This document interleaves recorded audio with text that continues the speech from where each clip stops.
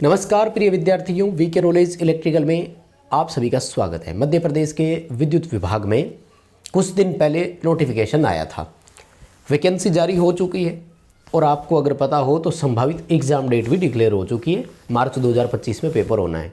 यानी कितनी बड़ी विचित्र बात है कि पहले नोटिफिकेशन आता है ऑनलाइन एप्लीकेशन के लिए, फिर उसकी एग्ज़ाम डेट आती है और उसके बाद यानी सबसे लास्ट में आता है उसका सिलेबस और एग्ज़ाम पैटर्न। यानी आपको पेपर में हम क्या देने वाले हैं ये सबसे लास्ट में आता है। मुझे तो ये बहुत बड़ा एक तरह से सरप्राइज़ लगा, और वो भी ऊपर से ये कि सिलेबस में बदलाव कर देना अचानक से। तो पहले तो मैं डिटेल से बात करने से पहले तो यही कहूँगा कि अब वो छात्र हितैषी कहाँ हैं जो ये कह रहे थे कि हमने भर्ती जारी करवा दी है, तो ये सिलेबस भी जारी फिर आपने ही करवाया होगा, इसका इल्ज़ाम भी आपको ही लेना पड़ेगा।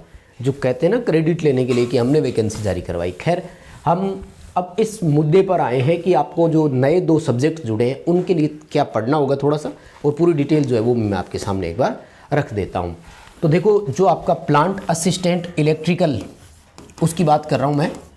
वैसे तो कोई भी हो, प्लांट असिस्टेंट इलेक्ट्रिकल और मैकेनिकल दोनों के लिए, और साथ ही लाइन अटेंडेड डिस्ट्रीब्यूशन वाले, इनके लिए। तो सबसे पहले तो मैं आपको बताऊं, सीबीटी एग्ज़ाम का 2 हिस्से हैं। एक भाग है जिसमें 60% रहेगा और दूसरा भाग है जिसमें 40% रहेगा। ये इतना तो आपने डिटेल देख ही लिया होगा। वैसे आपको बताऊं कि सूचनाओं से अगर अपडेटेड रहना है तो हमारा टेलीग्राम ज्वाइन कीजिए, डिस्क्रिप्शन में लिंक है। आज सुबह 9 बजे ये नोटिफिकेशंस आए थे, 9 बजे उसी टाइम टेलीग्राम पर डलवा दिए थे, आपने शायद वहाँ से देख भी लिया होगा। 60% जो है इसमें टेक्निकल आ रहा है, और ये जो है आपका नॉन टेक है। और नॉन टेक में भी मैं ये कहूँ कि केवल और केवल जनरल नॉलेज आ रहा है, बस और कुछ नहीं आ रहा। लेकिन जनरल नॉलेज सुनने में इजी लग रहा होगा, इतना आसान नहीं है माय डियर। तो मैं बताऊँगा कहाँ से जनरल नॉलेज भी कितना आएगा। टेक्निकल में भी अब आप सोच रहे होंगे कि केवल ट्रेड से आ रहे हैं, नहीं।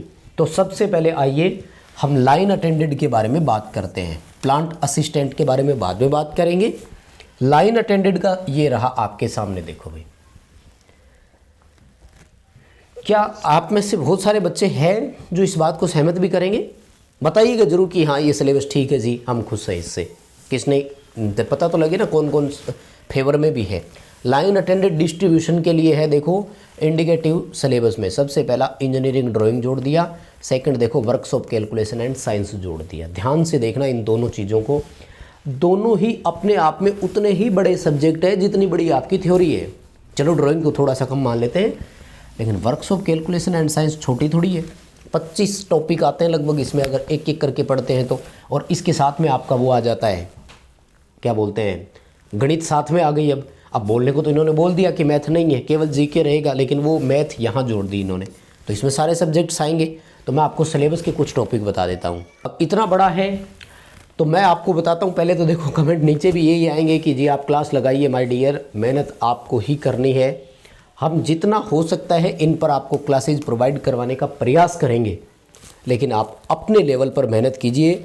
ये दोनों सब्जेक्ट किसी और के भरोसे मत छोड़ देना, क्योंकि अब इसमें से टॉपिक फुल आएंगे और देंगे वो, क्योंकि पीछे बचे ही कितने से इन्हीं टॉपिक में से बाकी देना है। इलेक्ट्रिशियन का अगर मैं बात करूँ तो ये वाले बड़े ज़रूरी हो जाएंगे आपके लिए। और इसमें बहुत टॉपिक ऐसे हैं। मोस्ट इंपॉर्टेंट टॉपिक बताऊँ, उष्मा उपचार का एक टॉपिक है, बहुत क्वेश्चन बनेंगे। धातुओं का एक चैप्टर है जिसमें लोह धातु, एलोह धातु, धातुओं के 11 यांत्रिक गुण, फिर उनमें वो मिक्सर से और वो सारे टॉपिक्स आ जाते हैं। और भी बहुत है ना, यांत्रिक लाभ, वेगानुपात, विकृति, प्रतिबल, hook modulus, young modulus, hook का गुणांक, और भी बहुत सारे हैं। घर्षण का टॉपिक, लीवर का टॉपिक, तो उनमें से काफ़ी क्वेश्चंस बन सकते हैं। अब पहली बात तो ये कि यहाँ वो बच्चा फ़ायदे में रह जाएगा जिसने अभी रेलवे की रिसेंटली तैयारी की थी, क्योंकि रेलवे में भी यही सब्जेक्ट था, है ना। ड्राइंग की तरफ अगर मैं आऊँ तो ज़्यादा नहीं है ड्राइंग में। तो ड्राइंग में एक तो वो आ जाते हैं जैसे है ना 6 कोण वाला और 8 कोण वाला, वो है। एक अल्फ़ाबेट के बारे में आ जाता है, और फिर फर्स्ट एंगल और थर्ड एंगल प्रोजेक्शन में आ जाते हैं, और सिंबल्स यूज किए जाएंगे। ड्राइंग के मामले में मुझे लगता है सिंबल ज़्यादा उठाए जाएंगे। पेपर इतना टफ भी नहीं आएगा, ज़्यादा घबराने की ज़रूरत नहीं है, ठीक है ना। मस्त होके काम करो। ड्राइंग का ज़्यादा उपयोग करेंगे वो सिंबल्स उठाने के लिए, मैं बता देता हूँ। कोशिश करेंगे इस पर आपको मॉड्यूल टेस्ट प्रोवाइड करवाने की, यूट्यूब पर भी क्लासेस देने की। और वर्कशॉप कैलकुलेशन में तो है ही, मैथ तो आ ही जाएगी देखो। और साइंस वाले जो कुछ टॉपिक है मैं और बता रहा हूँ, बहुत सारे हैं। ITI की जो आपकी मैथ की बुक है उसी को पढ़ लेना। बाकी क्या बताया, DC मशीन तो मोटर जनरेटर दोनों आ जाएंगे। अर्थिंग आ जाएगा पूरा चैप्टर, अलग से है ही अपना क्लास। मेजरमेंट और इंस्ट्रूमेंट वाला चैप्टर पूरा आएगा। इलेक्ट्रिकल कंपोनेंट में RLC को लेगा ये, ठीक है ना। और वायरिंग दोनों आ ही जाएगी, डोमेस्टिक वायरिंग और वो। इंडक्शन मोटर में 3 फेज और सिंगल फेज दोनों आएगी, और केबल्स में अंडरग्राउंड केबल्स आ जाएगी, ठीक है। अब प्रॉब्लम देखो, यहाँ 9 तो टॉपिक मेंशन कर दिए और इसके अलावा नीचे नोट और डाल दिया। क्या लिख दिया कि ये जो सिलेबस हमने दिया है ना, ये केवल इंडिकेटिव सिलेबस है, बस मतलब दर्शाने के लिए है। हम स्टूडेंट को ये एडवाइस देते हैं कि प्लीज़ आप सब कुछ कवर करें जो आपकी असेंशियल और एकेडमिक क्वालिफिकेशन में था, यानी ITI में आपके जो जो था प्लीज़ आप उसको पूरा करने की कोशिश करें। मतलब इसमें ट्रांसफार्मर नाम नहीं दिया तो हम ट्रांसफार्मर का सवाल भी दे सकते हैं, ये डाल दिया इन्होंने। टेंशन तो दे दी ना बच्चे को, भाई जब आपने ये 9 सब्जेक्ट मेंशन कर दिए टॉपिक, तो ये नीचे नोट डालने की ज़रूरत नहीं थी। अब बच्चा बाकी सब्जेक्ट को तो नहीं, टॉपिक को तो नहीं पढ़ता, कम से कम ये 2 नई चीज़ें उसके लिए ऐड हो गई तो वो नई चीज़ों पर ध्यान देता। वो सोच लेता है कि चलो यार ये नीचे वाले 7 टॉपिक मैंने पहले पढ़ रखे थे, ठीक है इनको इतना ही पढ़ूंगा, अब इन दोनों को टाइम दे देता हूँ। लेकिन आपने यहाँ भी तो प्रॉब्लम कर दी। इलेक्ट्रॉनिक्स का कहीं जिक्र नहीं किया, लेकिन इसमें क्वेश्चन में डालने की उसको रिस्क दे दी। मैं चलता हूँ आपको GK के पार्ट की तरफ लेकर कि वहाँ वो आपको क्या बता रहे हैं, ठीक है ना। आ जाओ। अब देखो ये जो जनरल अवेयरनेस बोल रहा है ना, बोलने को तो नाम दे दिया इसको जनरल अवेयरनेस, लेकिन है कितना बड़ा ये देखो, 40% पोर्शन है इसमें। सबसे पहले तो देखो वर्ल्ड की हिस्ट्री और जियोग्राफी। अरे भाई वर्ल्ड का, विश्व का इतिहास और भूगोल, बच्चा पागल हो जाएगा पढ़ते पढ़ते, पता नहीं कैसे दे देते हैं। इंडिया का हिस्ट्री और जियोग्राफी, यानी भारत का और विश्व का इतिहास और भूगोल दोनों बहुत इंपॉर्टेंट है। उसके बाद में इंडिया के हिस्टोरिकल इवेंट्स, यानी ऐतिहासिक घटनाएं भी आपको याद रखनी है कि भारत में क्या हुआ था। उसके बाद में इंसिडेंट्स, इंडियन हिस्ट्री है ना, मेडिवल इंडियन हिस्ट्री बताओ, मॉडर्न इंडियन हिस्ट्री बताओ। इतिहास के भी कितने सारे ऑप्शंस दे दिए हैं। तो भारत पूरा आएगा, विश्व पूरा आएगा। उसके बाद में physical, economic, human geography of India. तो कुछ भी मतलब सवाल, वो मेरे कहने का मतलब ये है कि इतना अपन को उलझा दिया इन्होंने कि वो कोई भी क्वेश्चन उठा करके दे देंगे, हम ये ऑब्जेक्ट ही नहीं कर पाएंगे कि ये आउट ऑफ सिलेबस दे दिया आपने।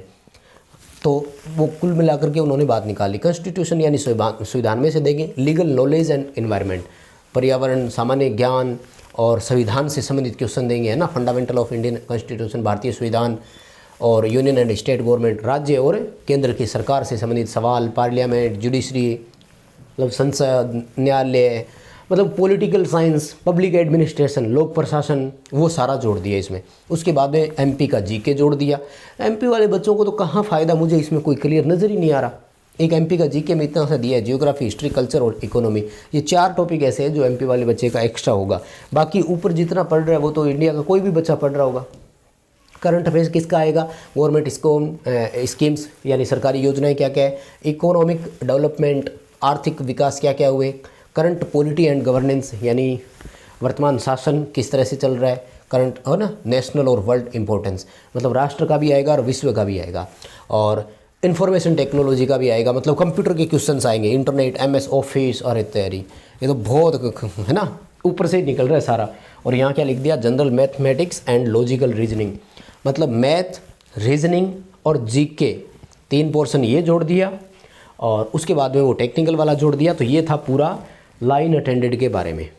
अब मैं आपको प्लांट असिस्टेंट के बारे में और ले चलता हूँ, वो क्या है उसको और देखते हैं। तो ये जो प्लांट असिस्टेंट का दिया है ना, इसमें वो ये रिसेंटली जो आपने मतलब अभी कवर किया, ये इसका तो एक पेपर अभी लेटेस्ट ही तो हुआ है यार, ये आपको कवर करना पड़ेगा। देखो टेक्निकल इलेक्ट्रिकल की अगर मैं बात करूँ इंडिकेटिव सिलेबस, तो इसमें थ्योरी से संबंधित है और सारी चीज़ें इसमें वही है। ये ठीक है, इन्होंने पूरा टेक्निकल दिया है।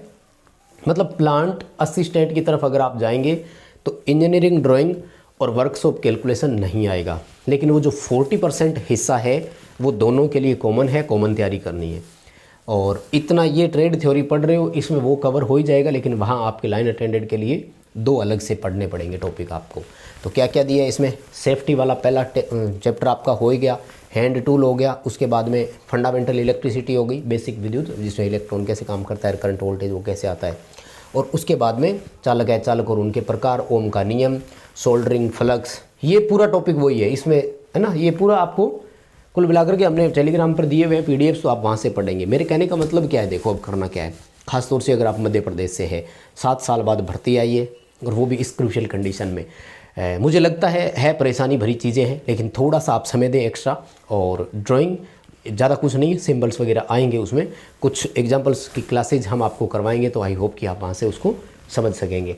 और वर्कशॉप कैलकुलेशन एंड साइंस में सब्जेक्ट तो बहुत बड़ा है, लेकिन उसके कुछ टॉपिक्स को आप निकालें और पहले कवर करें, और उनके क्वेश्चंस कैसे कैसे आएंगे वो भी हम आपको कवर करवा देंगे। तो एक बार तो आप इसके हिसाब से करो, टॉपिक पढ़ो, इसमें पूरा दिया हुआ है, प्लांट असिस्टेंट वाले में सारा है, तो उसको आप कवर कर लीजिएगा। इसमें लगभग वही चीज़ें जो आप पढ़ते हैं, synchronous motor, DC drive, AC drive, सारे वही है लगभग। ठीक है, तो कंटेंट पूरा है, कोशिश करेंगे अपन और भी कुछ इसमें ऐड करने की। और अपडेट इतना ही था। आपके क्या विचार है सिलेबस चेंज होने पर, बताइएगा ज़रूर। बहुत धन्यवाद।